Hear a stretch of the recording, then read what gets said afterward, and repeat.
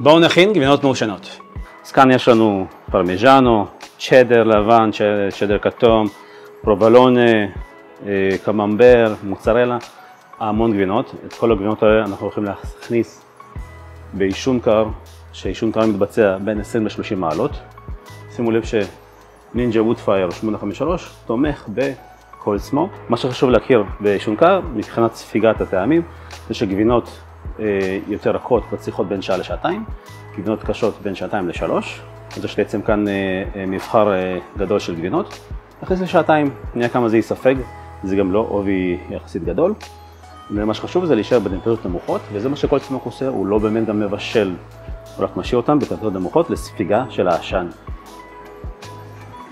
יש כמות די גדולה של עשן. אתם רואים, אנחנו גם רוצים לייצר סירקולציה, בגלל זה אנחנו לא מכניסים ישר, שמים על הפלטה, אנחנו שמים על הרשת הגבוהה. אני חייב לצאת מפה. אם אתם נהנים מהתוכן, תשקלו לעשות לייק ולהירשם לערוץ. אנחנו כבר שעה אל תוך העישון הקר. רואים עכשיו הרבה פחות עשן. הוספתי גם קצת, כי ראיתי שזה כבר מתחיל שישרף.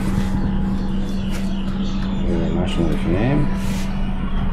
צבע יפה, באמת, יש פה התקדמות טובה בתהליך העישון. ישנו עוד שעה. אם אתם מעשנים בתקופת הקיץ, מומלץ להניח למטה מגש עם קרח כדי לשמור על טמפרטורה נמוכה. וזאת התוצאה לאחר שעתיים של עישון. תראו איזה צבע קיבלנו, רואים שהייתה פה ספיגה מאוד טובה של העשן, אנחנו נבדוק את זה כמובן מבחן הטעם. כרגע נוצרנו פה קצת לחות על הגבינה, אנחנו את זה ננגב, ואז אנחנו נבקם לשבועיים. אז קודם כל ננגב היטב את כל הלחות שיש לנו על גבינה בעזרת נייר סופג.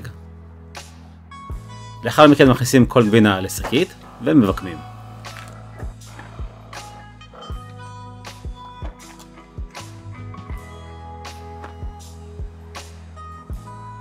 סיימנו תהליך של עישון קר במשך שעתיים, ייבשנו אותם, ויקמנו את כל הגבינות, ועכשיו צריך לתת שבועיים בשביל שכל הטעם העישון ייספג בכל הגבינה, וכמובן שגם הטעם יתייצב. אם היינו תואמים עכשיו, הטעם היה הרבה יותר מריר וחזק. עכשיו צריך לתת כל הגבינות האלה זמן של שבועיים במקרר. אחרי שבועיים של המתנה, הוצאתי את הגבינות. יש להם ריח ממש טוב של עישון, ועכשיו הגיע הזמן לטעום כל אחת מהגבינות. אז יש לנו למשל כאן, זה המוצרלה.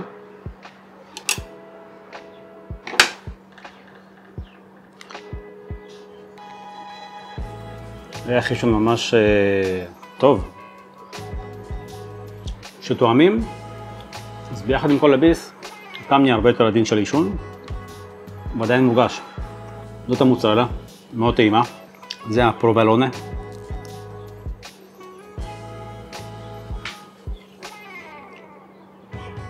כמו שאתם יכולים לראות כאן, ממש השתנה קצת הצבע, לא עד עומק מה שנקרא, לא עד מרכז הגבינה, אבל רואים שיש שינוי בצבע עצמו.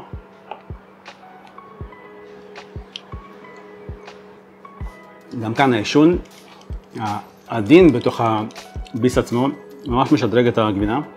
מה ניתן הפעם? נראה לי אלה הכי מעניינות ואותם אני משאיר לסוף. כאן יש צ'דר כתום, זאת גבינת הצ'דר. ניקח ממש מבפנים.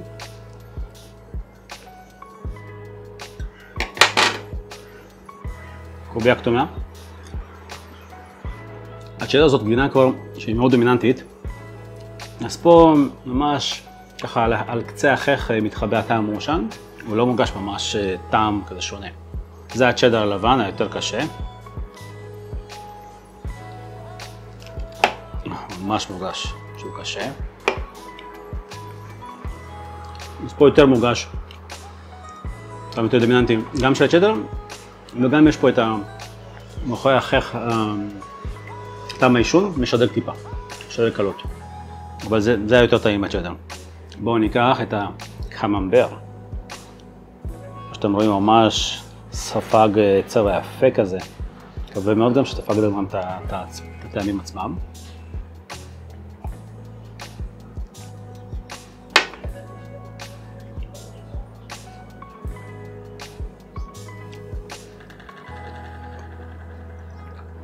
נחמד, יש לו איזשהו רובד כזה על השעווה, שהשעווה עצמה היא זו שספגה הרבה את הטעם העישון.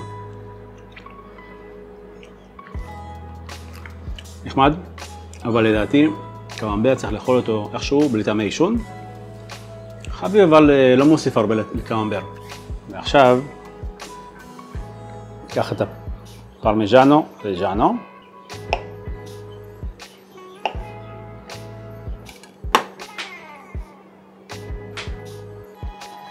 ממש רואים את הספיגה של העישון בפנים.